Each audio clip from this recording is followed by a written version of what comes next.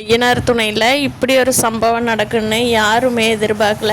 சேரன் கண்டிப்பாக சந்தாவோட கழுத்தில் தாலி கட்டிட்டு சந்தோஷமாக வாழ்க்கையை தொடங்குவாங்க அப்படின்னு நினைக்கிறப்போ எதிர்பாராத விதமாக சந்தாவோட மாமாலாம் சந்தாவையும் அனிஷையும் எங்கே கூட்டிகிட்டு போனாங்கன்னே தெரியாமல் இழுத்துக்கிட்டு போயிட்டாங்க.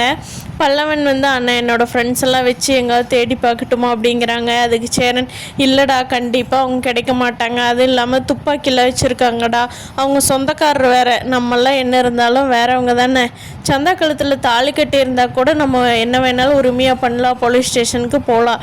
இப்போ அவங்க எல்லாம் சொந்தக்காரரு, நம்ம தான் ஏதோ பண்ணிட்ட மாதிரி நம்ம மேலே திருப்பி விட்டுருவாங்க.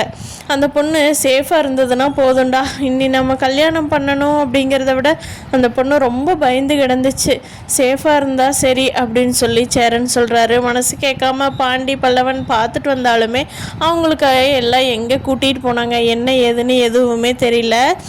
நிலா ரொம்ப வருத்தப்படுறாங்க.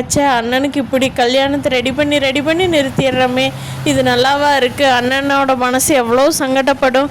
அப்போ கல்யாணம் ரெடியானப்போ பொண்ணு வரலை, இப்போ பொண்ணு அவங்க சொந்தக்காரர் கூட்டிகிட்டு போயிட்டாங்க. என்ன தான் பண்ணுறது, அண்ணன் ரொம்ப ஃபீல் பண்ணுவாங்க, அண்ணனுக்கு சமாதானப்படுத்தலாமா அப்படிங்கிறப்போ சேரனே சமாதானம் ஆயிடுறாரு. இல்லைப்பா, எனக்கு ஒன்றும் ஃபீலிங் இல்லைப்பா, பாப்போம், எனக்கு கல்யாணம் ஆகக்கூடாதுன்னு விதி இருக்க மாட்டிருக்குது, என்னப்பா நடக்காத கல்யாணத்துக்கு நீயும் சோழன் இப்படி ஓடி ஓடி வேலை செஞ்சு எல்லாம் வேஸ்ட்டாக போச்சேப்பா அப்படிங்கிறாரு. அண்ணன் பணத்தை விடுங்க அண்ணன், உங்கள் சந்தா இப்படி போயிடுவாங்கன்னு யாருக்குன்னே தெரியும் அப்படின்னு சொல்லி எல்லாரும் புலம்புறாங்க. எல்லாரும் இருக்கிறப்போ சேரன் எப்போ சாப்பாடு செஞ்சு வச்சுட்டு நான் வேலை கிளம்புறேன் அப்படிங்கிறாங்க.